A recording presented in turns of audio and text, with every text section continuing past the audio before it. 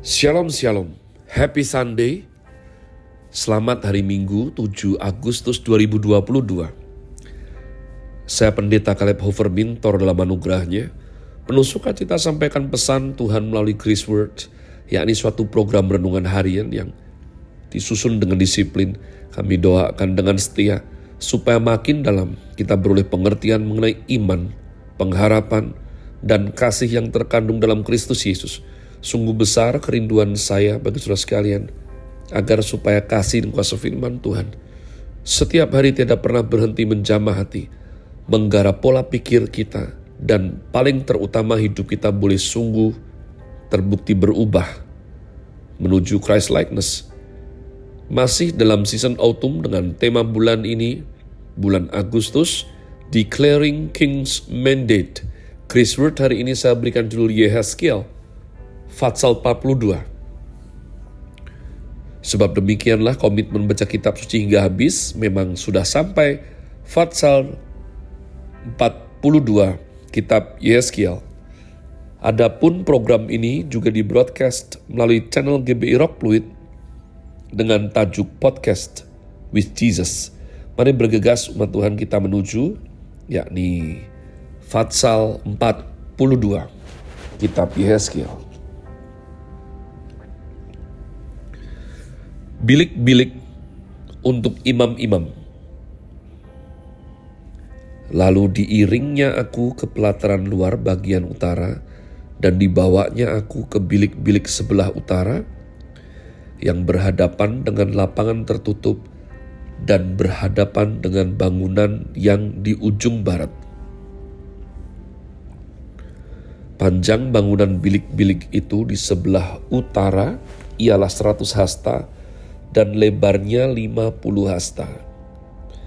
Berhadapan dengan yang 20 hasta dari pelataran dalam, dan berhadapan dengan lantai batu yang terdapat di pelataran luar, ada serambi yang berhadap-hadapan dan yang bertingkat 3.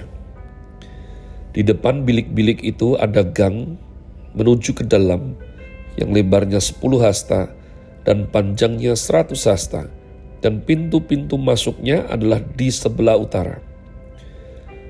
Bilik-bilik di tingkat atas adalah lebih kecil dari bilik-bilik di tingkat bawah dan tingkat menengah dari bangunan itu. Oleh karena serambi-serambi itu memakan lebih banyak tempat dari bilik-bilik itu. Sebab bilik-bilik itu bertingkat 3 dan tidak mempunyai tiang-tiang seperti yang ada di pelataran luar. Itulah sebabnya bilik-bilik atas lebih kecil dari bilik-bilik bawah atau tengah. Di luar ada tembok yang sejajar dengan barisan bilik-bilik, berdekatan dengan pelataran luar, dan terdapat di hadapan bilik-bilik panjangnya 50 hasta.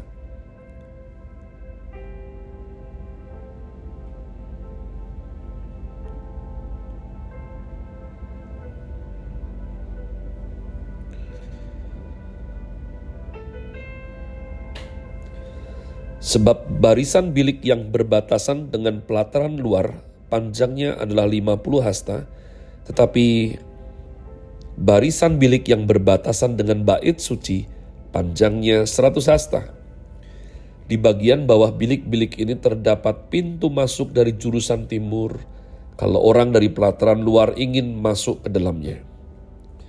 Dan pintu itu terdapat pada pangkal tembok luar, di sebelah selatan di hadapan lapangan tertutup itu, dan di hadapan bangunan yang di ujung barat ada juga bilik-bilik. Dan di depannya ada gang. Bilik-bilik ini serupa dengan bilik-bilik yang di sebelah utara. Panjangnya dan lebarnya, pintu-pintu keluarnya dan rancangannya seperti pintu-pintu masuk di sebelah utara. Begitulah pintu-pintu masuk bilik-bilik yang di sebelah selatan. Ada juga pintu pada pangkal jalan yang melintang di sisi tembok, yaitu pintu dari jurusan timur, kalau orang ingin masuk ke dalam bilik-bilik.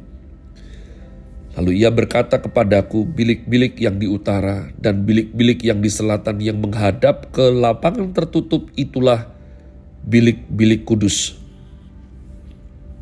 di mana imam-imam yang mendekat kepada Tuhan memakan persembahan-persembahan maha kudus. Di sana mereka akan menaruh persembahan-persembahan maha kudus, korban sajian, korban penghapus dosa, dan korban penebus salah, sebab tempat itu kudus. Kalau para imam masuk ke tempat kudus, mereka tidak akan keluar ke pelataran luar sebelum mereka menanggalkan pakaian mereka di sana yang dipakainya waktu menyelenggarakan kebaktian. Sebab pakaian-pakaian itu adalah kudus, mereka harus memakai pakaian yang lain. Barulah mereka boleh datang ke tempat umat Tuhan. Ayat 15, ukuran-ukuran lingkungan bait suci. Sesudah ia selesai dengan mengukur seluruh bangunan dalam itu, ia menggiring aku menuju pintu gerbang yang menghadap ke sebelah timur, lalu mengukur sekeliling lingkungan bait suci itu. Ia mengukur sisi timur dengan tongkat pengukur 500 hasta menurut tongkat pengukur, lalu ia berputar dan mengukur sisi utara 500 hasta menurut tongkat pengukur, ia berputar lagi ke sisi selatan dan mengukurnya 500 hasta menurut tongkat pengukur. Kemudian ia berputar ke sisi barat dan mengukurnya 500 hasta menurut tongkat pengukur. Keempat sisinya diukur. Sekeliling lingkungan itu ada tembok panjangnya 500 hasta dan lebarnya 500 hasta untuk memisahkan yang kudus dari yang tidak kudus. Umat Tuhan, saya tergoda untuk membaca medley Fatsal 42-43, namun saya memutuskan kalau 43 itu sangat panjang juga, maka kita membahas ada sedikit waktu longgar untuk kita berbagi sesuatu setelah membaca Fatsal 42. Kita sudah belajar kemarin bahwa karunia profetik, makin dekat dengan Tuhan, pewahyuan itu bersifat mendetil umat Tuhan. Ya, jadi ketika engkau mempunyai karunia profetik, biasakan untuk mencatat. Catat kapan ukurannya, kapan terjadinya. Apa yang kita baca jika engkau kurang sabar, seolah-olah apa sih ini? Tapi orang yang bergerak di bidang arsitek, yang belajar arsitek umat Tuhan, terutama orang-orang terlatih dengan seni berbangunan daripada bangsa Ibrani di zaman kuno, akan memahami apa yang ditulis Tuhan lewat Yeskiel ini. Tuhan sungguh-sungguh memberikan apa maunya. Tidak mau manusia yang merancang-rancangkannya. Inilah suatu keindahan. Setiap orang mengaku mempunyai wahyu. Tapi wahyu dalam iman Kristen sangat berbeda kualitatif. Setiap nubuatan itu disampaikan dan puji Tuhan ya dan amin. Tidak bisa disangka lagi. Oleh karenanya apologetika Kristen itu paling konsisten. Ya, dan maaf, bebas anarki. Maka seorang Kristen tidak bisa jawab lalu anarki. Ya, dalam rangka membela Tuhannya, lalu menuju kekerasan. Tidak boleh. Kalau ada yang tidak bisa jawab, maka harus dengan jujur. Sebentar, aku tampung pertanyaanmu, aku belajar. Atau aku juga akan tanya kepada yang lebih berkepentingan, yang lebih jago daripada saya. Dan saya akan cari kamu untuk berikan jawabannya. Sebelum kita usai umat Tuhan, saya mau mencermati untuk kita baca daripada Fatsal 42 ini ayat yang ke-14. Ketika mereka para imam mendekat masuk ke dalam bilik kudus, ya, baju yang dipakai untuk menyelenggarakan kebaktian itu berbeda dengan yang dipakai untuk menjumpai umat. Nomor satu, kita harus bersyukur sebab nanti oleh karena korban Kristus umat Tuhan, maka tabir bait suci terbelah dua. Ya, mekanismenya itu tetap sama, tapi lalu tidak kaku dan liturgis seperti dahulu kala. Maka saya bersyukur sekali bahwa saya tidak harus memakai baju yang bersifat jubah keagamaan seperti itu. Tapi kita sudah masuk ke zaman yang lebih modern. Namun ini merupakan sesuatu yang tidak boleh hilang. Apa? Semangatnya. Oleh karenanya walaupun saya ini dibilang banyak orang seasiknya, ya, selengean kadang. Tapi saya tidak pernah memandang enteng. Bahkan kadang di rumah saya, jika memang ada janjian konseling, saya mendisiplin diri untuk tidak pernah pakai celana pendek, kecuali saya dengan anak-anak saya pemuritan, fellowship di pantai, ya, itu lain perkara. Tapi saya puji Tuhan diajar dengan cukup baik oleh para senior dan oleh papa mama saya, bahwa ada pakaian khusus untuk berjumpa dengan orang-orang yang kita hormati.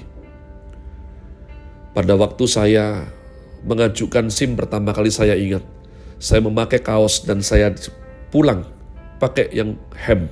Ya, apakah urusannya? Tidak, ini adalah value, ini adalah tradisi. Jangan cekeran, jangan pakai sandal jepit pulang, pakai sepatu yang pantas.